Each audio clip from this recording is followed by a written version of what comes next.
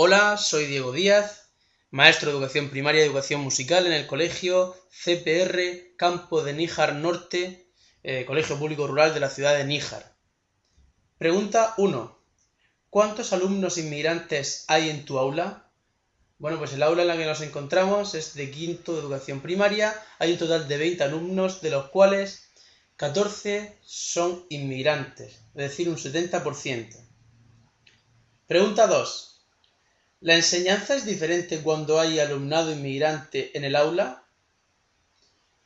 Evidentemente, la enseñanza es diferente en tanto en cuanto debemos adaptarnos a las necesidades del grupo y también a aquellas particularidades de cada niño.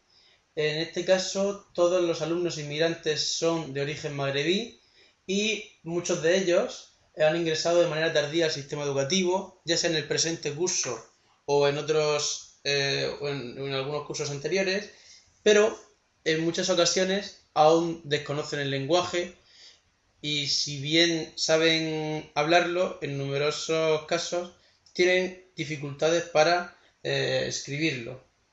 Por tanto, evidentemente, la enseñanza es diferente en este sentido. Pregunta 3. ¿Se adaptan fácilmente al ámbito escolar? Sí, generalmente no hay ningún problema para su adaptación al ámbito escolar. Pregunta 4. ¿Las familias del alumnado inmigrante se involucran en el ámbito educativo? Bueno, pues en la mayoría de los casos no. En la mayoría de los casos las familias no se preocupan en excesivo y no mantienen una interacción con el tutor y de hecho no suelen participar en las actividades propuestas por el centro, donde las familias pueden hacerlo. Pregunta 5. ¿Existe alguna metodología ya programada para la inclusión del alumnado inmigrante en el aula?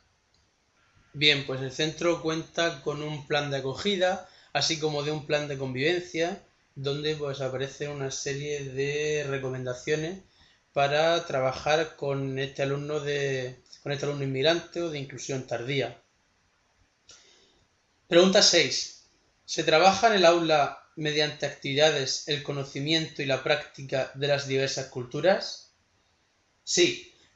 En este caso, en el aula y concretamente también en este centro, la mayoría de población inmigrante es de origen árabe y se hacen numerosas propuestas didácticas donde los niños aprenden pues la alimentación, las costumbres, los hábitos o la cultura propia de este país, en este caso de Marruecos. Pregunta 7.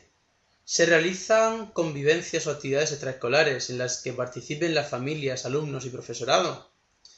Sí, en el centro a lo largo del curso se promueven diversas actividades que fomentan pues la convivencia y la inclusión de todos los niños, si bien es cierto que tal y como hemos notado anteriormente, las familias generalmente no suelen participar, algunos casos aislados, pero en la mayoría de los casos no suelen participar. Pregunta 8.